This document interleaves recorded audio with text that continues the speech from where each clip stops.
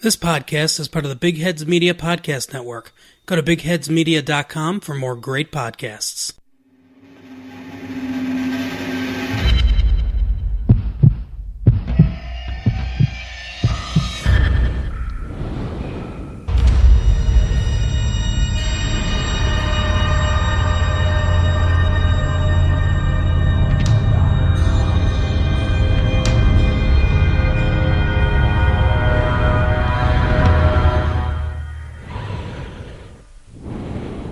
Welcome to Brew Crime. This is Mike. And I'm Beck. And I'm Nina. And I'm Sherry. So this episode, we're going to cover like silly or ridiculous religious crimes. So we'll probably come to a conclusion on what that name's going to be. Mm-hmm. And we're all in goofy moods. Yes, we are. Unfortunately, someone's left a toy out that I can't get enough of. Pennywise. And as the baby of the group, I just fucking can't even with this fucking thing. But I did take the Santa hat off because not the same. holidays is over. Yeah, you'll float too. Because it's going to rain a lot this winter here. It's Vancouver. Yeah, exactly. Shh. All right, so I'm going to be the first one to tell a story for this episode. My story is going to be called Vatican City, a different type of sex scandal. So there'll be no child abuse in mine. So my beer that I'm going to pair with this is from actually a new brewery in North Van called House of Funk Brewing. And one of the cool things about the brewery is the whole thing has kind of that religious, like, stained glass motif everywhere. It's a really neat looking place. And this beer is called Debauchery. It's a bourbon barrel aged imperial milk stout. Nice. Hate It's it already. 10.5% alcohol. I'm glad we're sharing. So it says here, it's a bourbon barrel-aged imperial milk stout, black velvet, dark chocolate, rich and complex, aged for 9 months in premium bourbon barrels.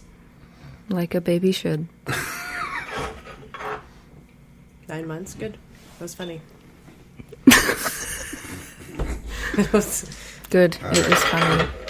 This is a lively bottle. You can see the thing is Making a mess. making its way out of the neck of the bottle. So pour this lightly because it can be lively. One of the guys that opened this brewery used to be a head brewer at Hearthstone Brewing in North Vancouver, and before that he worked at Mission Springs out in Mission. So he's got some chops. It's very chocolatey smelling. I hate it. Of course you do. Some chocolatey notes. It's sweet. It's got some fruity notes. Whoa. It's sweet. It's not... The aroma and the flavor are not the same on this beer. Yeah, it's only 0.5% stronger than that banana super banana one we had earlier. Yeah. And by earlier, I mean in our last episode. That one was just... it didn't seem like the alcohol percent was that high. But this one is a sipper for sure. Yeah, it's got bourbon, it's got chocolate, it's got roasty notes, it's got toffee and caramel and brown sugar. It's not even the right fucking bottle. Sweet. It's got lactose in it, that's why it's got more of a sweetness. Yeah. Low bitterness. It's got some earthy notes. It is very sweet. Yeah, that's why it's a milk stout. So the lactose is a milk sugar from dairy. And it's not digestible by yeast. So if you want to add sweetness to your beer, you can add that, and it'll stick around after the yeast has eaten up all the sugars. And the bottle logo, it's really pretty. Mm-hmm. It's like 2 skulls and a snake. It's pretty neat. Yeah, it's pretty cool. So this beer's not for everyone, but I love this beer. Nina fucking hates it, I can tell. It's not that I hate it. It's just not something that I would drink. What about you? Ever. I do like it. It's definitely a sipper for me. Oh yeah, it's a sipper. It should be a sipper for you because it's a huge beer. Yeah, I like it. It has an interesting mouthfeel because it starts off with that real fizz and then it kind of slowly goes to like the smooth. Yeah, it's somehow very definitely viscous, effervescent, but also creamy. Yeah. And this bottle of beer is... It doesn't say, but I'm pretty sure this is a 500 milliliter bottle, and it was like $18 for the bottle. So it's definitely not a it's a cheap treat. beer. Yeah, it's a cheat. It's a treat. 500, you're right. It seems basically everyone likes to party, but when it comes to sex, drugs, and the home of the Catholicism, it might make you raise an eyebrow. It's pretty widely known that the Catholic religion is not very receptive to the LGBT community. No. And it only makes the story even more ridiculous and outrageous. While the country of Vatican City may have legalized same-sex activity in theory, that is the only leeway they give. Gay marriage is illegal, and gay couples have no rights to adopt. Also, quote, the Vatican reserves an inalienable right to remove, suspend, and dismiss immediately any official and employee who publicly admits to being gay or who even questions the general policy of the Vatican towards homosexuals. So openly gay people are also banned from working for the Swiss Guard at Vatican City. So it's okay to be gay as long as you're fucking miserable about it. And just don't let us know about it. Don't be around us. That's the same. That's the same thing. Also, if you're not supposed to be gay, what's with the outfits? Okay? Yeah. Let's be honest. But like it has been proven far too many times, the louder you scream against the gay community, the more likely you are to actually be gay. Beyond the horrendous scandals of pedophilia in the church that have been documented, they also have more scandals at hand. This one is just too juicy not to share. I just want to be super clear here. We're not saying those two things are the same in any way. No, not We're at all. saying that It's they're just another very fucking separate, scandal that the church and has. it's also bullshit. Much of the story comes from articles that are just based off of a book that broke this scandal, so I just wanted to mention the book here, although I have not read it at this point. The Bible. Sorry. I've read parts of that one. Right. It's a Yeah. fun fiction. It's a bit dry. The book is called In the Closet of the Vatican, Power, Homosexuality, Hypocrisy, by writer and journalist Frédéric Martel of France, and was released in February 2019. Yeah, I want to read That's this. this year. Yeah. Pope Francis was good friends with Cardinal Francisco Cockpalmerio. Yeah. Cockpal. Really? Cockpalmerio. Cockpal. Mario. Cockpal Mario. He's the actor in Super Mario that you have to unlock, and the Rainbow Island. Rainbow Road. Rainbow Road, sorry. Road. I almost got it right. Was it a bridge? No, that's Niagara Falls. Sorry. So he was the president of the Pontifical Council for Legislative Texts, the Vatican body charged with the interpretation of canon law. How is that a job? You said so many words I don't understand. You got me a canon law, but everything before that was just like jibber jibber jibber jibber, cock jibber, punch. jabber, jibber. Like, I Yeah. don't know. Cock Punch was a beer we had on the show months ago. Cock actually. puncher, Did, yeah. and you have a shirt about it, don't you? I have an anti-cock. Yes, no cock, yes. There had been an apartment available that was supposed to go to a Roman Curia member. This is a group of various Vatican bureaus that assist the Pope in the day-to-day exercise of primatial jurisdiction over the Roman Catholic Church. A bunch of words I don't understand again. Good.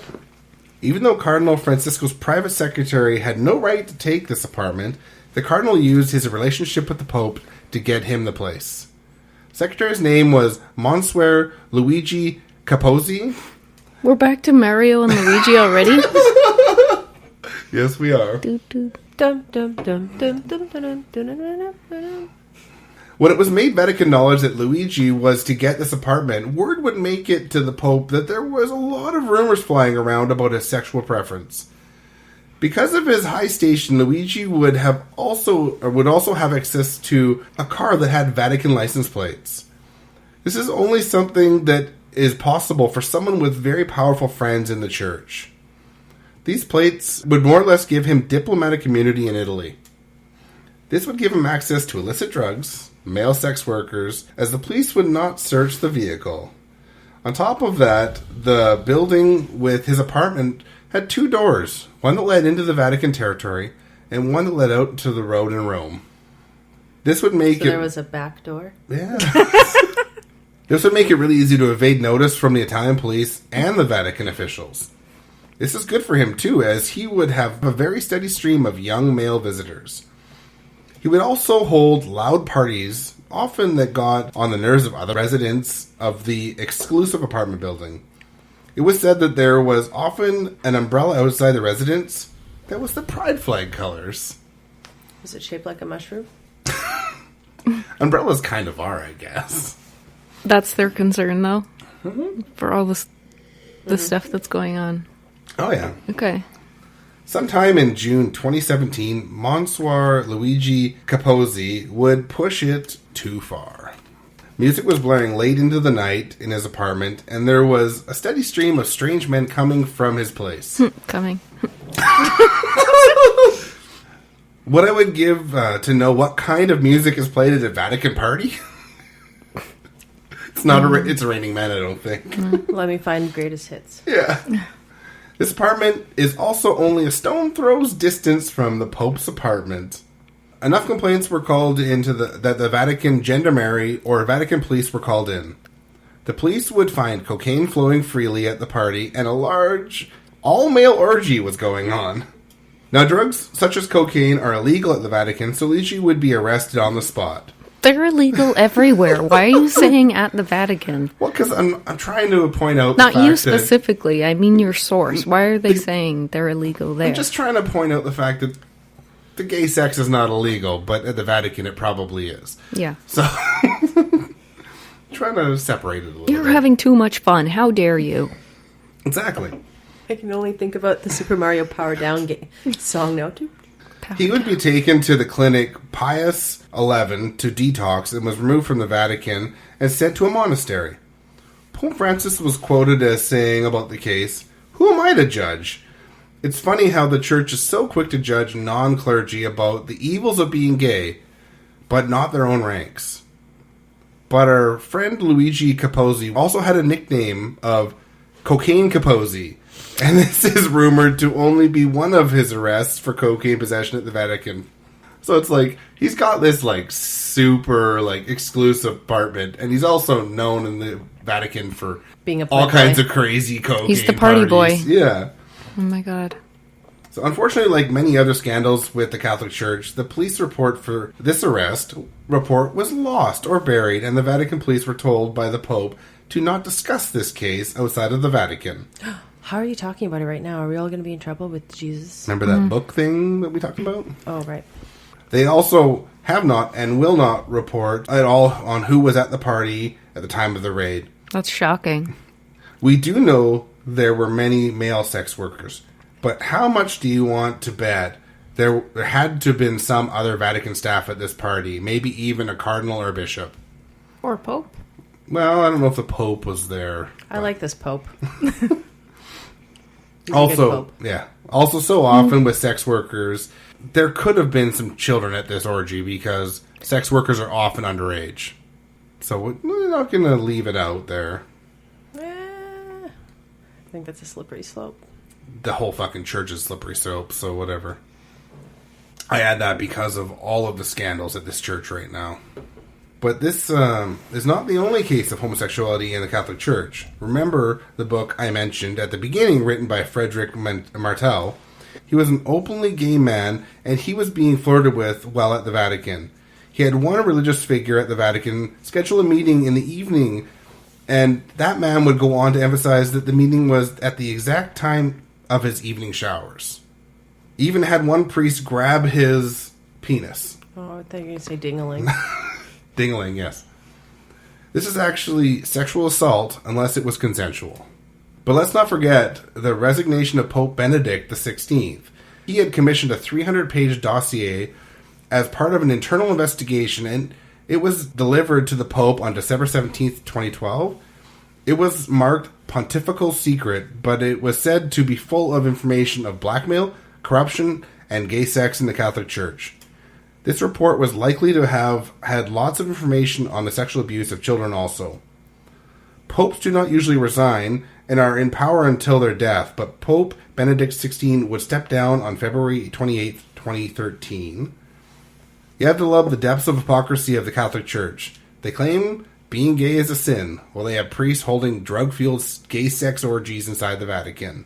To quote Green Day's song, Walking Contradiction, do as I say and not as I do, because I'm shit so deep, you can't run away. That's my story. Alright, so this story is going to be by Nina. So, full disclosure, didn't really understand what the topic was. So these guys sent me a suggestion of what to talk about, and then I just kind of got weird and went off topic a little bit. But that's okay, because we're all here just to have a good time. So my beer, I picked based on this particular image. So every fucking can has a different image on it. So I only found one with the image that I wanted, which is the one that I'm holding. I believe the beer's called Jump Up the Mash. Jam up the mash. Jam Up the Mash. Sorry. Reading. Yep. It's hard.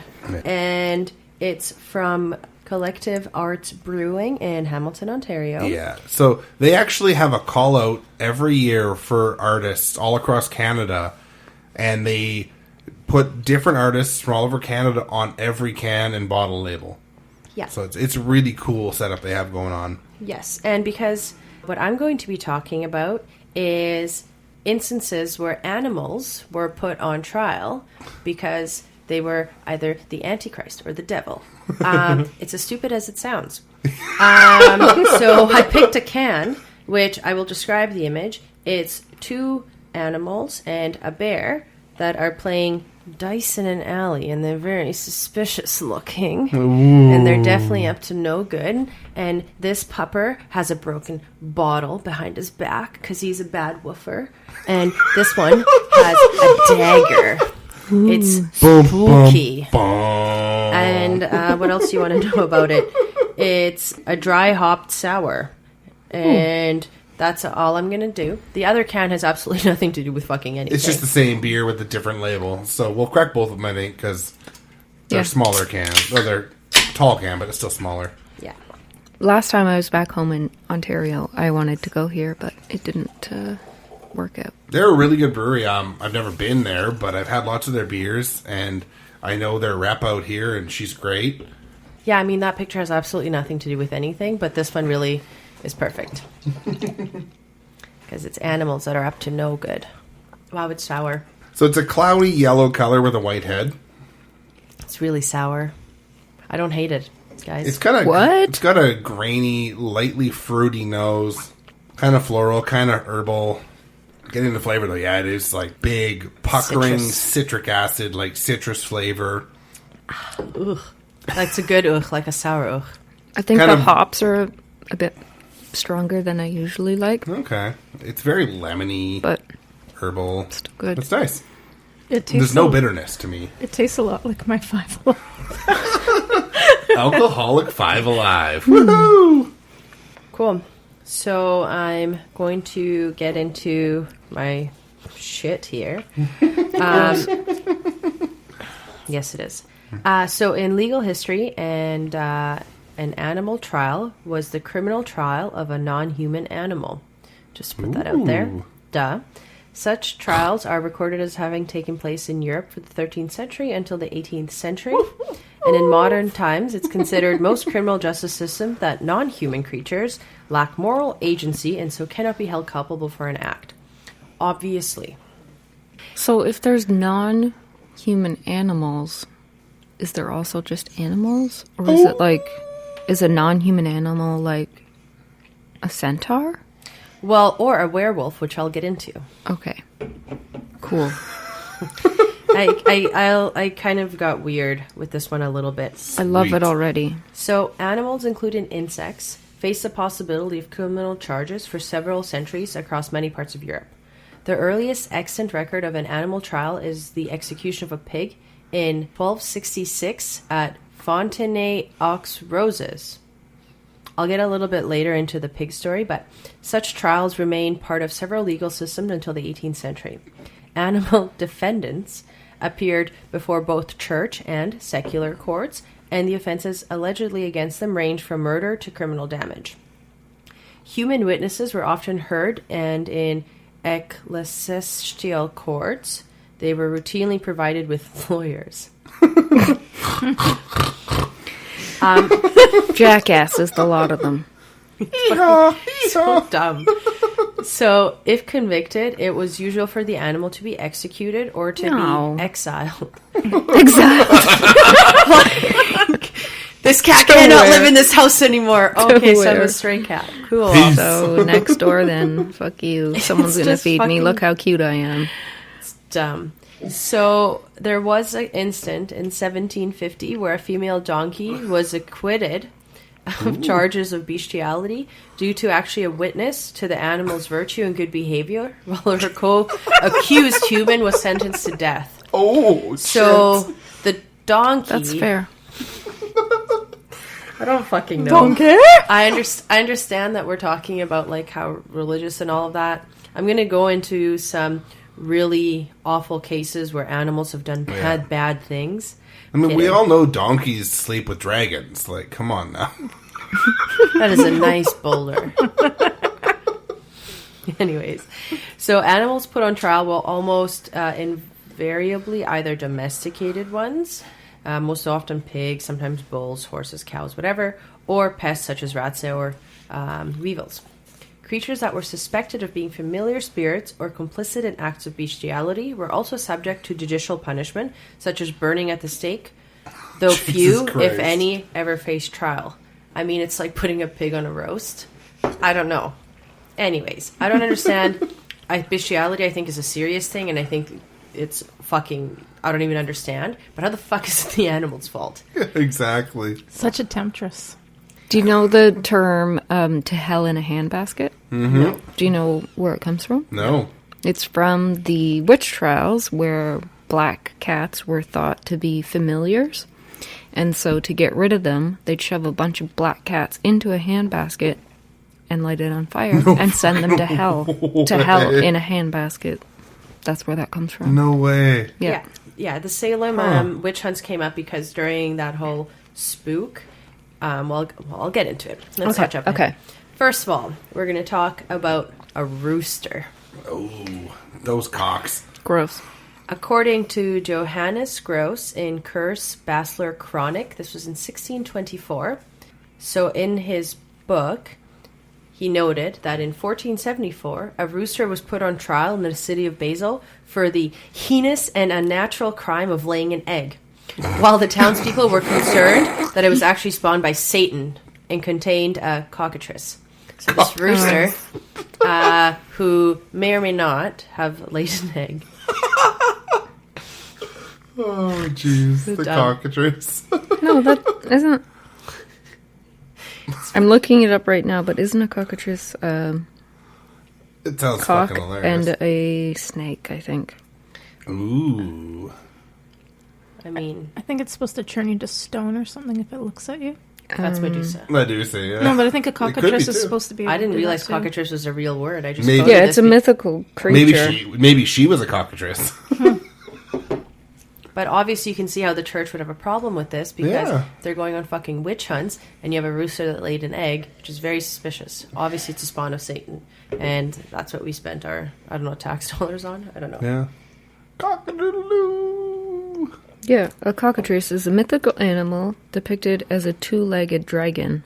So it has like a rooster's head and then like a lizard tail and wings. So it lays eggs. There was also alleged werewolves that were put on trials on several occasions, particularly in the 16th century, and particularly in France. Usually, these cases were leveled against human defendants who they believed were werewolves. So not actual, like, werewolves. Well, or are they actual werewolves? Yes. Most likely. Next, and I found quite a bit about this, were monkeys. Ooh.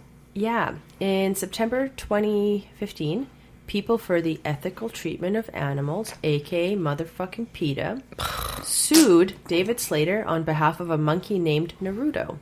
The judge dismissed the case, ruling that the monkey did not have legal standing. PETA later actually appealed this ruling, and the appeal was rejected on April 23rd in 2018. Also, according to some local folklore, a monkey was hung in Hartlepool, England. During the Napoleonic War, a French ship was wrecked in a storm off the coast of Hartlepool. The only survivor from the ship was a monkey, and he was allegedly dressed in French army uniform to provide amusement for the crew. On finding the monkey on the beach, some locals decided to hold an impromptu trial, since the monkey was unable to answer their questions and because it had neither seen a monkey nor a Frenchman before, they concluded that the monkey must be a French spy.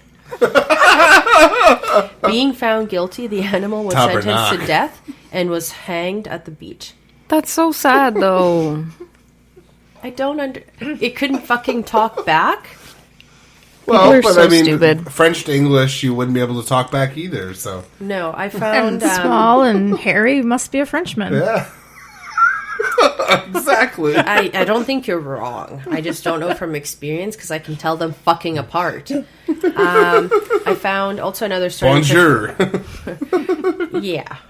I found another story also where an elephant got spooked during a circus show and it trampled, and a little girl, I believe it was a little girl that died, and there was like public outcry and the circus is going to get shut down, so they had to do something.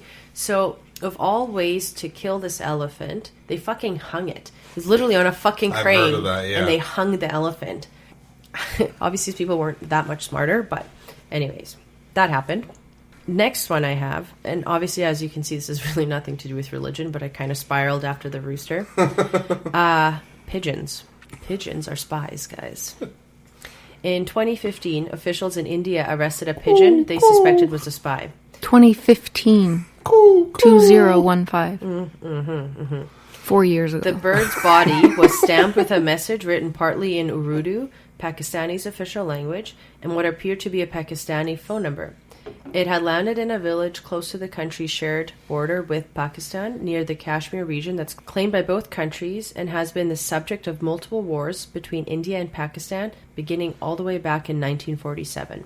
Though there was ceasefire in 1972, because both countries believed they have rights to the area, it frequently the site of the military clashes and infiltration.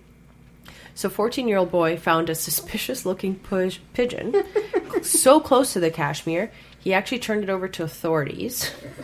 The officials took it to a veterinary hospital for x-rays, and though they couldn't actually find any concrete evidence of foreign foul play, they kept the bird in custody, recording it as a suspected spy in their police diary. Oh, my. They said not everyone took the news seriously, as the Indian police did. That makes me flappy. In the days following the bird's arrest, Pakistan's social media was flooded with memes depicting the feathered detainee as a slick 007 type, and an amused internet user coined hashtags like hashtag pigeon vs. India and hashtag if I were a pigeon. Oh, my. Obviously, something that came up often was dogs. Pigeon. James Pigeon. Yeah, it's fucking dumb. Dogs. In October of 1692, a little girl in Andover accused a neighbor's dog of trying to bewitch her. The villagers shot the dog immediately. After its death, the minister Cotton Mather actually declared that the animal was innocent. This is kind of where it got a little bit into like the Salem witch trials, where obviously cats were considered, or could be a witch, or what is it? Well, they are a witch. Come on now. Well, sure. And of course, I left one of the saddest animal things to the very end. I don't know if many of you guys have heard of this book, but in Harry Potter and the Prisoner of Azkaban, a hippogriff called Buckbeak assaulted Malfoy and was sentenced to death. That was bullshit. It was a minor injury and it was completely uncalled for. However, and spoiler alert, Harry Potter and Hermione managed to free Buckbeak at the end, so no actual Don't worry. hippogriff was hurt. Yeah. But I, of course, had to include this in the story. Of course, yeah. And that's pretty much it. I'm not sure if this is what the topic called for, but I just kind of got weird and I was tired and I started Googling weird animals committing crimes. And fuck it, right? And it just happened. Yeah. Yeah. 7. Yeah, pigeons, pigs. Why pigs? I don't know. And there was one instance, which I think I had mentioned, where the defendant and the accuser were both pigs. So No. Pig v. swine. and neither of them were really picked in. It was just so bizarre. Opa. Anyways, I'm just going to stop there. But I don't know. I don't know if I got this topic or not, guys, but it happened. What matters is that it was entertaining. It was, I yeah. hope so. Wow. It's about as on topic as the last episode that I did, so it's perfect. There you It go. makes as much sense as religion does. Well, I think the rooster really was the tying in thing, like with the fucking cockatoo or whatever. Cockatoos? I don't know. But, I don't know. People are fucking out. Yeah, 2015, espionage fucking pigeon. Yeah.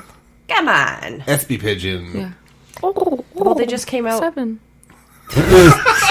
They just came out with a movie this year, cartoon movie. I think Will Smith's in it, and it's a cartoon, and he gets put into as a little spy, and he gets turned into a fucking pigeon.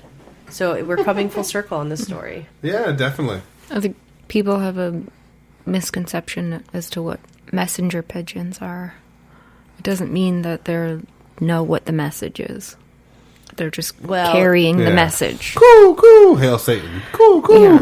Yeah, I don't know. It just got weird. Yeah. But yeah, that's my story. Yikes. Yikes is right. All right, let's get to the next story. Circumcision, thievery, fraud, war. And just a little bit of breast milk. This is a story I'm calling A Snip in Time Saves Mankind. You want to do that again so there's less laughing? No, I don't. At Circum, you had me. Oh, you're such a dick. But are you, though? Because what's left of it? Yeah, that's true. Okay, so the beer I chose for this topic is called Primal Cut from Siren Craft Brewing. From what brewing company? Sorry? It's from Siren Craft Brewing. And they're out of the UK, right? Sure. I think that's what it says in the bottle. It's a 10%. And Another light beer? Yeah. Primal Cut has been aging in bourbon barrels, and we're thrilled with how the beer has developed. This complex porter has a beautiful black currant tone with deep coffee and chocolate flavors, complemented by a wisp of smoke in the air and distinctive bourbon character. It's That's 10%. the wisp. Ooh, it's very dark. The flavor isn't as strong as the bouquet. Yeah, it's all kinds of bourbon and oak and chocolate and like brown sugar, maybe toffee, and just heat. Like it smells hot. Mm-hmm. You can really taste the chocolate actually at the end. Yeah, there's definitely chocolate on the flavor. There's roasted malts, maybe some smoke, maybe some earth. There's some bitterness in there. Definitely some heat. And almost a little bit of spice.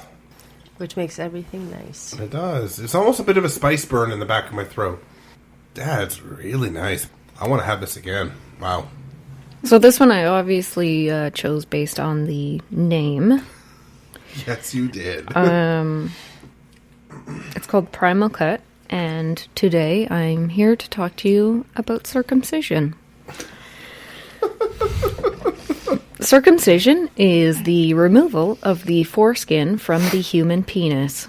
Most commonly... The human penis, not to confuse it with any other penis. Are you sure? Mm-hmm. Most commonly, the foreskin is opened, adhesions are removed, and the foreskin is separated from the glands. Snip. After that, a circumcision device may be placed, and then the foreskin is cut off. This might be like the cringiest 3 sentences we've ever said in any of our episodes. Anesthesia is used to reduce pain and psychological distress.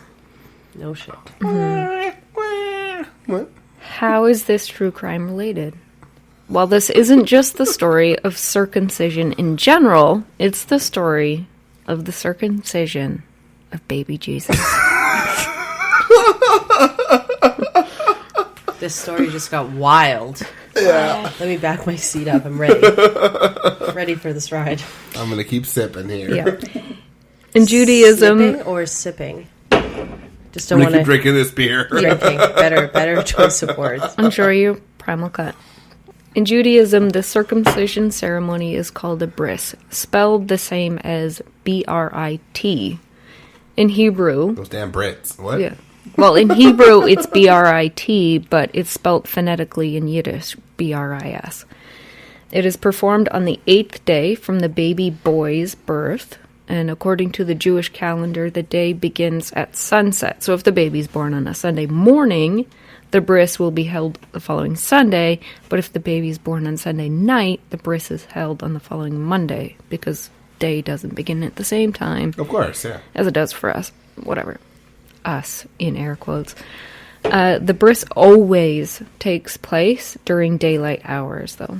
Because you can't snip it when it's dark. You can't see it good. You've got to have light. Come on now, right? That's true. I don't want to talk about baby penises. Well, Jesus was circumcised in a cave on January 1st. The date is still celebrated as the, quote, Feast of the Circumcision of Christ. I've never heard of this date. Yeah. It's I just Orthodox. call it New Year's Day. Okay. Yeah. Okay.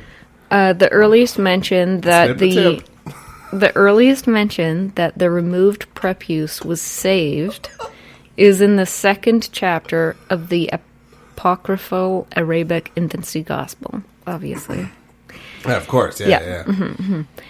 In this chapter, it basically says that an elderly Hebrew woman preserved it in an alabaster box of oil of spikenard. I have no idea what that is. I absolutely Googled It's it. like spikenard. That sounds like an alcoholic ball. sounds like fancy Spikenard. bougie olive oil. It's, well, I mean, you're not far off. Well, no, but it's a natural plant that's grown to make essential oils, and the benefit of these essential oils is that it's an anti-inflammatory and it's antibacterial. So it's used, sometimes medically and sometimes as a preservative. Anyway, so she then gave it to her son and advised him to never ever sell it. Not even for 300 pence, which sounds like nothing now, but is actually so much money. But obviously there was no conversion for this online because, shockingly enough, the inflation calculator does not start at year 0. Of course which not. is the year that we're dealing with right now. Probably like 100 years ago or something, right? I don't remember. It's 1880 something. 1883 maybe? I'm guessing. I don't know. Somebody knows. Go ahead and check. I don't care. And let us know and we won't care. But yeah let us know. So the next mention of the prepuce... I keep saying prepuce as if people know what that is. So the prepuce is the chunk that they cut off. It's called a prepuce. No longer wanted foreskin. Yeah. It's the bit... It's like the scab that no one wanted. It's the 5 skin. It's the 5 skin. Okay, we get it. It's not the 4 skin, it's the 5 skin. Yeah. Oh, God. Yeah. But prepuce is the proper name for it. It's much classier. Mm-hmm.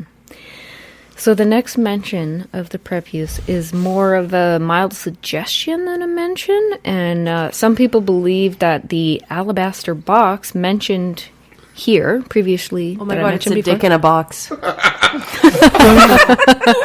No, it's the prepuce in the box. What's in the box? You'll never believe me. Step 1. What's in the box? Jesus What's in the box? Prepuce in a box. Oh, 7. Great movie. Oh my God. Okay, continue. Yeah, so some people believe that the aforementioned alabaster box, that she stored this in, is the same alabaster box that later mentioned in Bible verses, which they all basically tell the same story, which is that Mary Magdalene, a.k.a. Mary the Sinner, depending on which verse you're reading. That whore, which is just a friggin' Whore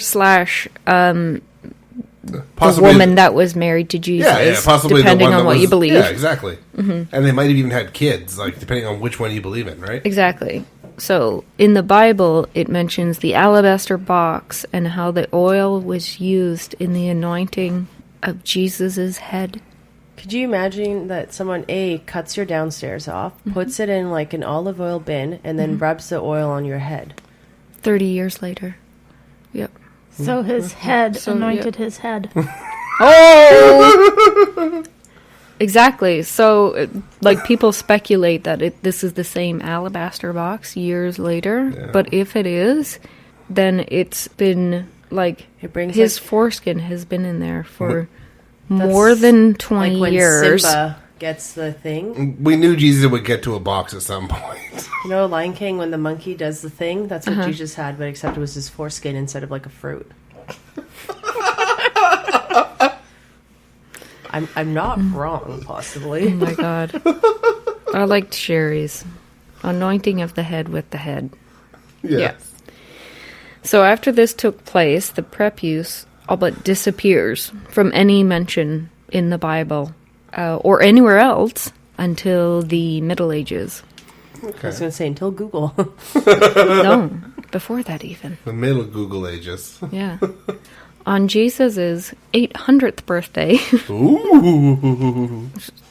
it's Christmas Day. Yeah. On Christmas Day, 800 years later, Charlemagne gifted the long-missing prepuce to Pope Leo III as a thank you gift for crowning him emperor. But where did he get it from? So there's two answers to this question, and it's either that Charlemagne was praying at the holy... I'm going to say this wrong. Sepulchre? Sepulchre. And an angel brought it to him, or it was a wedding gift from Empress Irene, his wife. Those are very different options. Here is a cutoff of someone's penis for your wedding present. Someone's penis, the holy one's penis. Okay. Regardless, it's still a fucked up present. Either way, this is the gift he received, and he re-gifted it to Pope Leo III. Oh, Nobody likes a regifter. Okay. No, they don't. Okay, but who wouldn't want to re-gift that? It's a prick, right? It's not the kind of thing you want to keep around. Okay. I disagree. There's some You would keep it. If someone gave me Jesus' dick in a box, that would be my party trick I pull out everywhere with me. Like, Step one. I think you have a good story. Come look what's in my Prius trunk. Fucking Jesus is downstairs. Like, way better than I anything got a else. purpose in a box. Step one. Okay, you're saying that, but what will be available on the website is a picture of what we're talking about. Oh, Jesus Christ. Is that child porn? So there's pictures of it. I found links for pictures, and it'll be available on the website. You should go check. And I wouldn't want this thing around me either. So I don't blame him for the size regifting of a it. fucking penny? Like, No. was he hung? Like, I don't get it. Purpose. Well, it doesn't matter. I guess.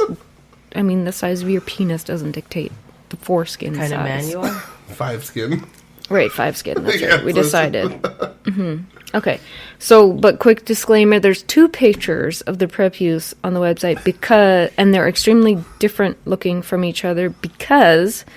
One, he was flaccid. And No.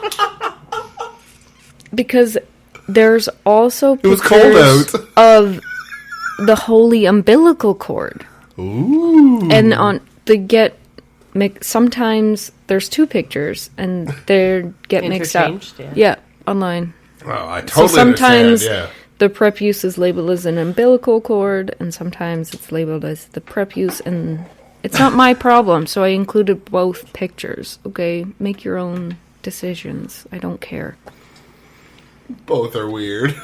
Yes, both are weird for sure, and that they're enclosed in gold is beyond me. I don't understand.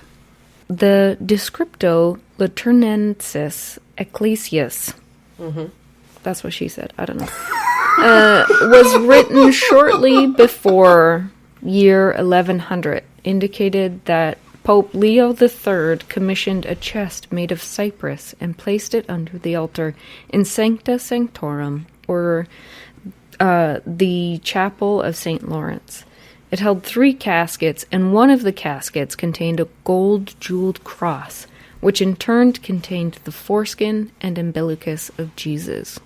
So both of the aforementioned weirdness that we were talking about.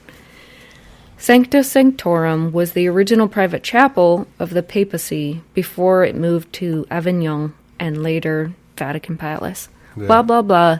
Original Church of the Pope is what it's saying in fancy words. Church of the Penis, yeah. No. So the prepuce remained there until 1527 when Rome was sacked. Not that kind of sacked, Mike. I mean, they already cut it off anyways. Yeah. But so Rome was attacked and overtook, and a German soldier then allegedly stole it and took it to Calcutta, which is 47 kilometers north of Rome. Sounds like India almost. That's Calcutta. Yeah. The German soldier was then captured. The soldier hid the prepuce in his cell, where it lay hidden for 5 years. How did he sneak it into his cell? I don't know. I wasn't there. Okay. I mean, it's small. Yeah. It shrinks over time. When it was Too many finally dick jokes. Too many dick jokes. Not up to jokes. when it was finally found, it stayed in Calcutta and was the apparent cause of several miracles. Because of these miracles, the Catholic Church recognized it as the only authentic holy prepuce. Yeah. Holy foreskin. All right. The only authentic one. Oh, yes. Sorry. Because there were so many. Because at the time, there was 18 other holy prepuces. That's 19 five-skins hanging around, claiming they're Jesus. Oh, Jesus Christ. Could have been like the loaves. They blessed them and they multiplied. And Yeah. Or like Stephanie you made that fucking- joke. Or someone lost the box and then just put another person's downstairs and it'd be like, oh, it's actually this one, and then the I original got a one comes up. prepuce in a box. It's a dick in a box. These aren't just the like box. random people claiming that this is the one. These are like it's 18 other holy prepuces in churches around Europe. Of course, it's Like in ones that they've been protecting for years. Of course. But this is the only real one now. According to the Vatican, this is the only one. So most of One the dick to rule them all. Okay. So most of the fraudulent holy prepuces were all lost during the Reformation and the French Revolution. Okay. Tabernacle. I know it's Nah. Canadian French, but whatever. So its authenticity was further proven by a vision of Saint Bridget of Sweden, who confirmed that it was somewhere in Rome. That's a bit vague. Yeah, a bit, yeah. Like the whole vision was that it was in Rome at the time. It's Okay. a small revelation. It's a shriveled revelation. To all those people out there who are sick of our dick jokes today, I'm sorry. I'm not sorry. No, neither am Not I. sorry. Yeah. I'm just a little sorry. It's a rigid interpretation. You sound like you've been smoking for like 100 years. He's been sick love for it. 2 weeks, so let's give him a break. I know. He's here recording Hey, tonight. Same Z's. Same Z's. Okay. Now recognized as the true holy prepuce, it got a lot more attention. The crowds came to be near it and have their prayers answered and miracles fulfilled. Sounds great, but you know who doesn't like false idols? The Catholic Church. In 1900, the Vatican issued a warning that even talking about the holy prepuce would get you excommunicated. That escalated Yeah, it did. a lot. It did, 'Cause totally. that's a big fucking deal for people who are actually Catholic. Yeah. The threat of excommunication, I mean, is That's a huge. big deal. This was a very serious punishment, especially for the people who lived in Calcutta at the time. The Calcadians? The Calcuttas? Caucasians. Caucasians. Calcutta-latimus. Ooh.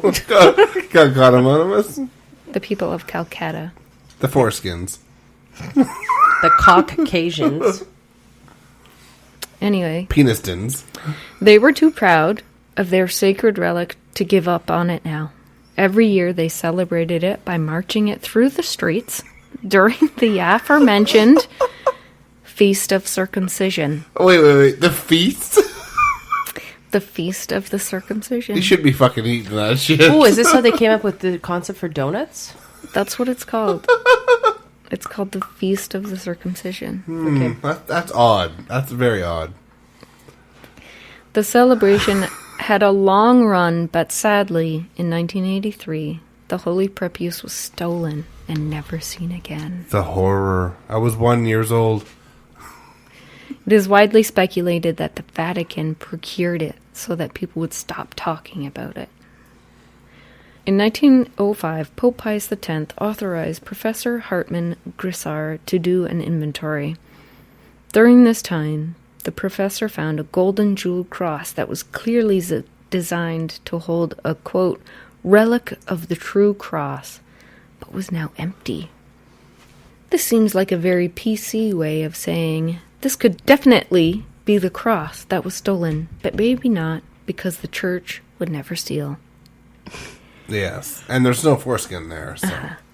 The golden cross was then lost in 1945. How convenient. There are many other stories about what may have happened to the holy prepuce. My favorite of the fraudulent prepuce stories was that the one in Columns was taken to England for the marriage of Henry V to Catherine of Valois. It was placed in their wedding bed as a fertility charm. Catherine soon became pregnant and later gave birth to the heir to the throne of Henry VI. So obviously it worked because, science. Of course, yeah. Mm-hmm. Logic, sound, got it. Or more likely, it was the right time of the month for her, and she was like 20 years old, so really, fertile. How hard is it? Yeah. Right? My favorite story of what happened to the confirmed holy prepuce is that in the late 17th century, the Vatican librarian Leo Alesius wrote an unpublished treatise entitled De Proportio Domini Nostri Jesu Christi Diatriba, or in English, a discussion of the foreskin of our Lord Jesus Christ. It claimed that the holy prepuce ascended like Jesus himself and was transformed into the rings of Saturn.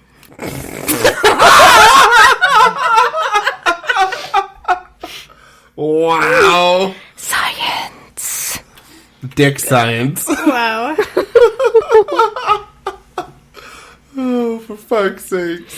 So I'd like to close with two amazing quotes from the French Protestant reformer and founder of Calvinism, John Calvin, who felt that all these supposed relics were absolute nonsense. Quote, "If we were to collect all of these pieces of the true cross exhibited in various parts of Europe, they would form a whole ship's cargo." Meaning in that there were so many people claiming that they had a piece of the Holy Cross. It would be enough to make a massive boat. It's mildly funny observation, but here is the pièce de résistance. In regards to all the supposed vials of the Virgin Mary's breast milk, Ooh! John Calvin said, quote, "Had Mary been a cow all her life, she could not have produced such a quantity of milk." And here's the accompanying photo. I'm going to show you guys right now, and it's fucking amazing. I'll explain it to everyone. That's just so, and this will be available on the website. That's utterly disrespectful to her mammary. It is Alonzo Cano's. It is Alonzo Cano's painting entitled "The Miraculous Lactation of Saint Bernard," and it depicts a wall-mounted statue of the Virgin Mary holding the baby Jesus in the crook of her left arm while using her right hand to squeeze her right boob, thusly squirting a 5-foot stream of breast milk into the awaiting mouth of the kneeling Saint Bernard. It is something else, and you have to see it. Go to the website. Tits crazy. I burst out loud laughing so hard when I found her it. tits have been bursting. Exactly. What a treat. This was the most fun. Yeah. It's probably the most you've ever spoken of foreskin in your life. Oh my god. And it's probably the last time I want to talk about foreskin this year. Or ever. Well, it's because the year's almost over. That's the short of it.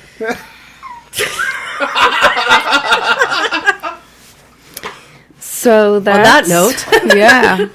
On that shriveled note. Yes. Thanks for listening. So we'll try to shrink up this ending. If you want to follow us on social media, look for us at Brew Crime. You can send us emails at brewcrime@pacificbeerchat.com. If you like our show, go to iTunes and review us because it'll help us be seen by a lot more people. Big shout out to our Patreon supporters. If you want to support us on Patreon, we use the money to upgrade our equipment and bring the show even further. So shout out to Three Beers In Podcast, Amber, Ange, Daniela, Nina's mom, the Faves of Our Life podcast, True Crime Nana, and our two newest Patreon members, Mistress Surya, hope that's right, and True Crime and Wine Time podcast. Thank you. Thank you very much, and we hope you come back next time. Cheers. Bye. Bye. Come Bye. back like the foreskin came back. Bye. Brew Crime's intro was created by Mike using Creative Commons Attribution licensed audio from purple-planet.com, soundbible.com, and freesoundeffects.com. Logo design was by Ben Greenberg. All cases and stories were written by Beck, Nina, and Mike, and our sources are put into the show notes for each episode. We always want to give credit to the people that research the cases we talk about. Check out our store at brewcrime.threadless.com, where you can purchase swag like t-shirts, phone cases, beach towels, and all kinds of cool stuff. We can also be found on your favorite podcast apps, our hosts, Spreaker.com, or BrewCrime.com, as well as at BrewCrime on Twitter, at BrewCrime on Facebook, at Facebook.com/groups/BrewCrime. Thanks for listening. This has been a production of Pacific Beer Chat. Here's a promo from one of the podcasts in the Big Heads Media Network.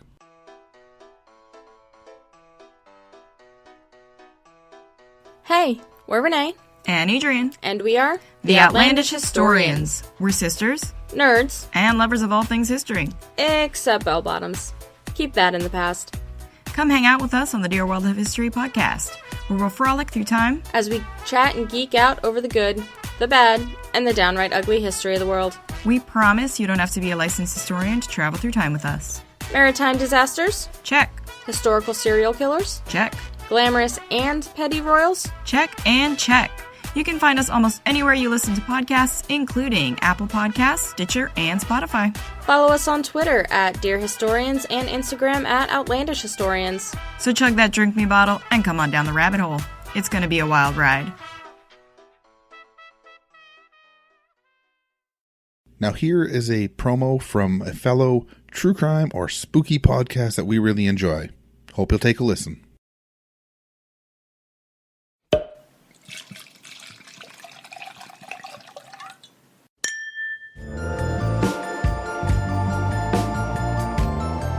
Hey, true crime fans, have you listened to Wine and Crime yet? We're a true crime comedy podcast hosted by three childhood friends who chug wine, chat true crime, and unleash our worst Minnesotan accents. Each week, us gals pick a true crime topic and pair it with a delicious wine before delving into the background and psychology behind the crime. Then we share and speculate wildly about a couple of bonkers cases related to the topic. Past episodes include necrophilia, cults, crimes of passion, cruise ship disappearances, exorcisms gone wrong, all this over a bottle of wine, or, let's be real, 3.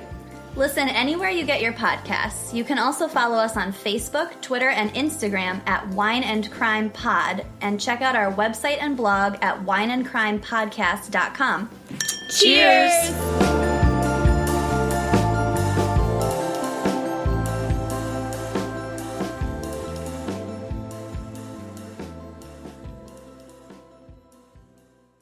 Title of the story is This glass is called Half Pints.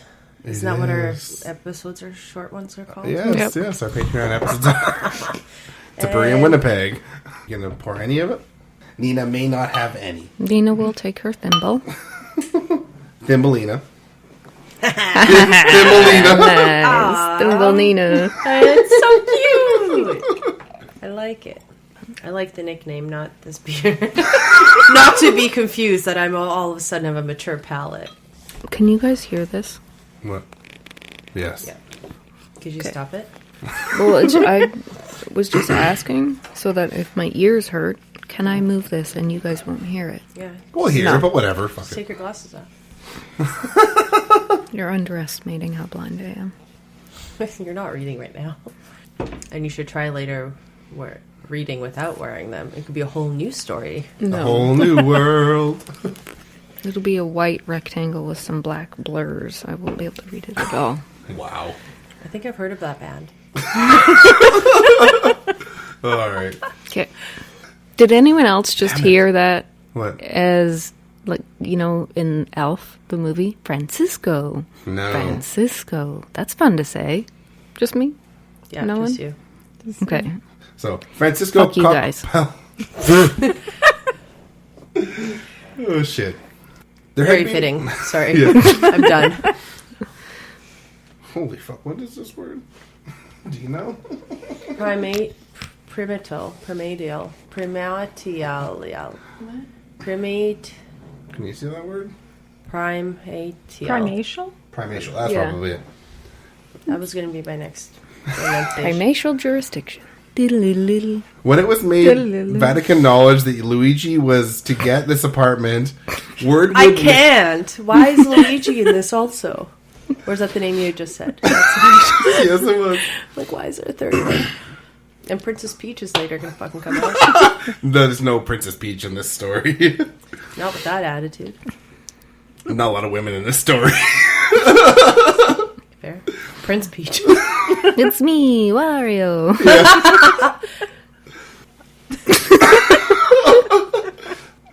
One way. What? What? This would make it really easy to evade notice from... I'm sorry. And I'm just thinking, like, all the things. Like, Luigi's just a confusing... Now I'm confused with Luigi. Gendarmerie? What? Fucking Catholic terms. Oh, it's, I should know how to say that properly. What are you doing? Oh. I'm just gonna cut it down. Okay. Hold on, and we're not...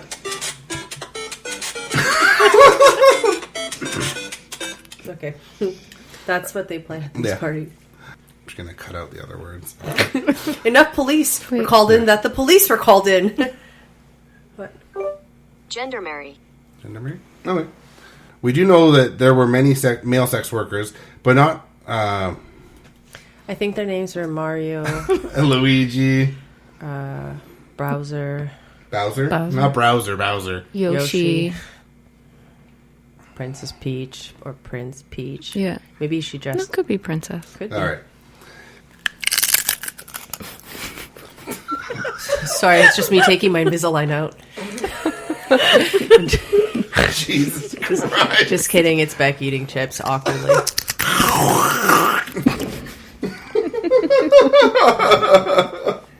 Anyways. Wow. I'm pretty stoked about the can that I picked, so you guys should say that's probably one of my best images that I've picked. Yeah, the can's great. For I love a good can. They're right there. Don't we all? Yeah. Claimed by both countries and has been the subsequent 1970 suit. Woohoo! I love dark. We can I'm open not the even second. gonna bother. Okay. Why do you pour first? Nina's like dry heaving over there. Most beers we have, she does. But this smells like, what's the alcohol that's in it? Because it's not just beer. Well, it's bourbon aged barrels. It does smell really strong. So I don't want to waste it. Like, I'm not going to enjoy it at all. Just smell it. I did. Woohoo! That is like all kinds of See, bourbon. now to everyone know. else smells it, and they're like, well, maybe Nina isn't so much of a pussy. Oh, no, she's a pussy. It but we love doesn't, it. Are you sure? I already put my teeth back in. So Okay. My Invisalign. Yes, your dentures. So the German shoulder... No. The German shoulder. In 1905, Pope Pius, I'm going to burp just a sec.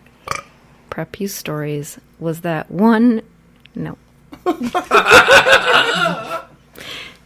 It's so stupid. Oh, shit. Don't be a wiener.